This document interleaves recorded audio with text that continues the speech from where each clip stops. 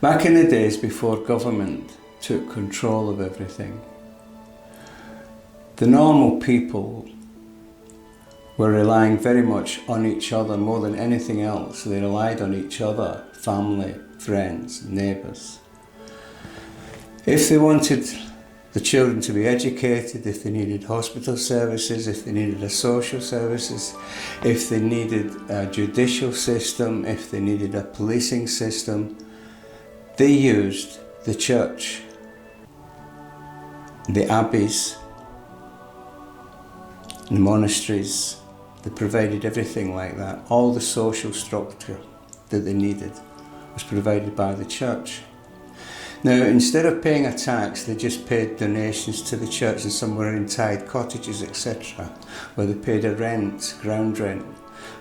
But for that ground rent, in tithes as they were called, they were receiving, the children were being educated. Admittedly, a lot of it was Christian based, but nevertheless they learned mathematics, science, all the other topics that were necessary to improve and flourish and develop as a people. Now, the way this system worked, it was based almost entirely on the family structure, whereby a child, a man might have a child, and the man might be a carpenter, and he will teach his child to be a carpenter, and that child will develop and improve the skills that they learned from the father, just as an example. And so the whole art, that's why Britain and our descendants who moved to Canada became some of the most magnificent carpenters in the world, because each generation improved on the previous in everything that they did, in farming, in clothing manufacturing, everything like that. Engineering and science. That's one of the reasons why the country flourished ahead of everyone else. Then came the problem of, and for the main part, it was Henry VIII. He wanted to go to war with all sorts of different people, and for that he needed money. So he did all sorts of atrocities, and I won't go through the whole thing about what Henry VIII did, but basically he demolished the churches so that instead of people paying taxes, in his mind, paying taxes to the church, they would pay taxes to him. But the people were not getting anything else in exchange. The children were not being educated, the children were not being cared for, they did not have a health service. They did not have an education system, they did not have a judicial system. One of the reasons why these people that I'm talking about now that hang on to a tradition whereby they depend totally on each other, it's what they call a Celtic culture. We get it in Ireland, and Ireland, for example, until lately, Ireland was the third safest country in the world. Very, very much a Celtic culture, a monoculture. Self-governing. That's the secret to success. So the best thing we can do in the current crisis is to copy that Celtic culture.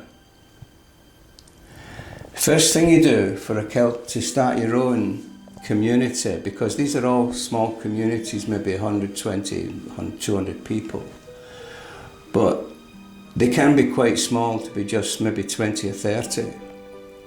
The principle is the same.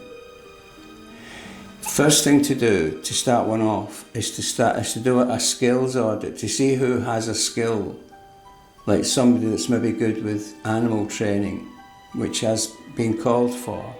People maybe bought a dog and they can't control it, they can't train it. Well, there's somebody that, generally speaking, in your village that will be able to do that and show you how to control it. And there might be somebody doesn't know much about how to budget things. You'll get people who are good with mathematics and brilliant with money, and these are the kind of skills that you want people to know about. And you want to hear about people who know about the local history, the local folklore, the local traditions. And you'd be amazed what skills people have that they don't normally talk about. You can be totally astounded by people that maybe have a skill or a gift, art, all these different things, and you can use them But the main thing is, to protect children, you need to stick together. You need to look after each other's children on the understanding that other people are looking after yours.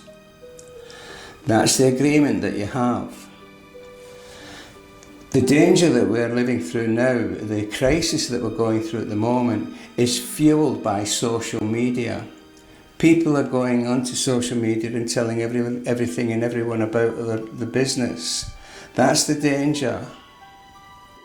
Thank you very much for listening to the end. I wish you all well. Thank you.